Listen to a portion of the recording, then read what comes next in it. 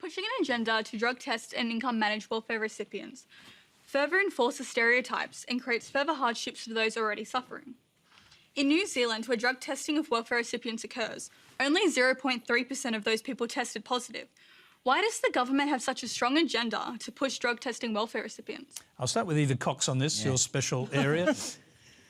I think the government is very busy trying to prove that the only reason that people are unemployed is because they're not working hard enough. They're not, they're not having a go.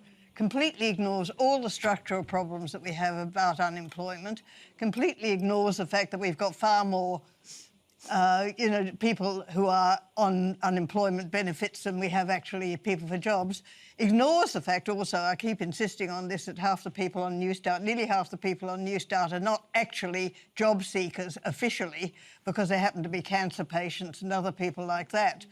But still, the government is obsessed with the idea that if they can prove that, that the people are lazy, that they don't want to have jobs and that they're drug bearers, that they're bad parents, they're doing all of those things, they want to stigmatise the poor and the disadvantaged.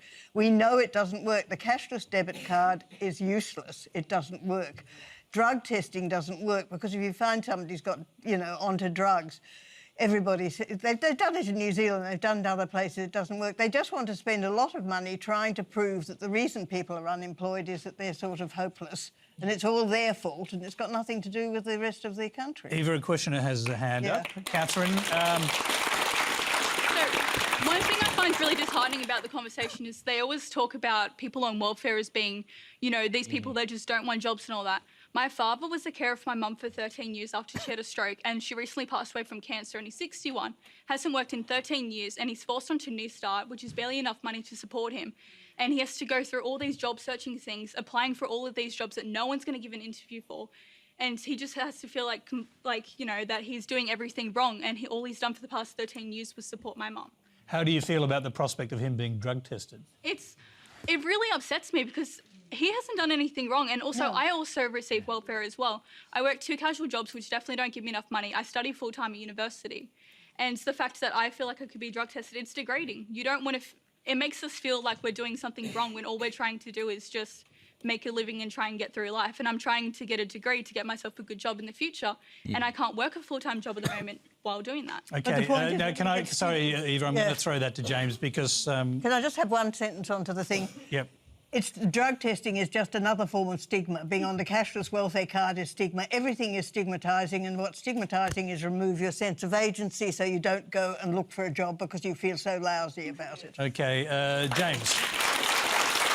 OK, now, first of all, can you just talk to Katherine and try and justify your policy or potential policy to someone in her situation and her father's situation? Absolutely, and in doing so, I want to just respond to the final comment that Eva made there.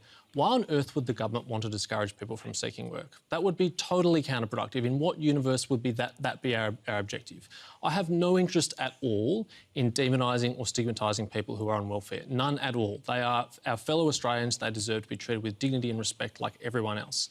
But what we do know is if you are on welfare and you are also abusing drugs, you're going to find it really difficult to get a job.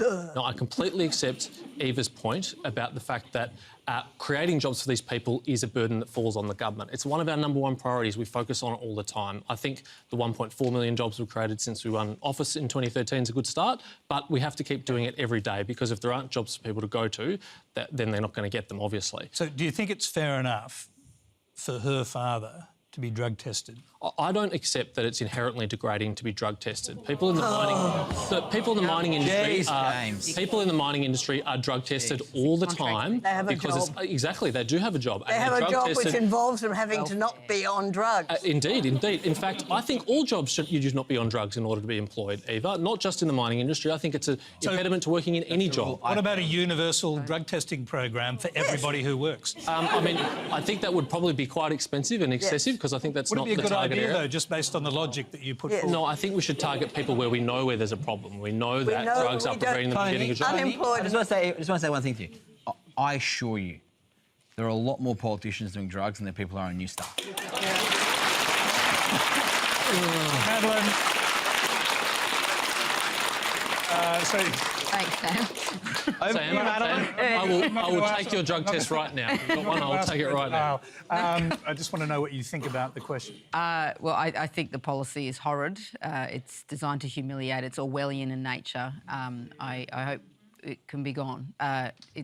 People are unemployed and find themselves in this situation for so many reasons, and it is quite frankly humiliating to be drug tested, especially people that go into mining, that's a condition of their employment and they're very well paid. It is a different circuit. They know that when they go in. When you become unemployed and unemployed for a long time, you didn't want to do that. Like, you're not going out to be unemployed. You want to get a job.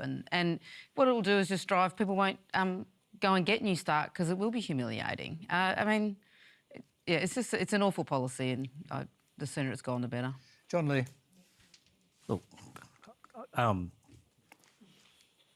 when any government sets a policy for a lot of people and any bureaucracy in Canberra and elsewhere implements that policy, there's going to be situations where it's unjust, it's inappropriate for the individual. So I don't really have an answer for you.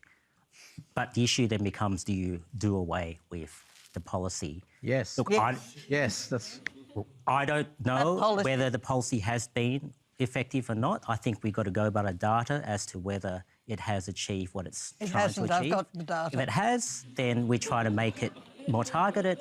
If it hasn't, then we do away with it. Okay.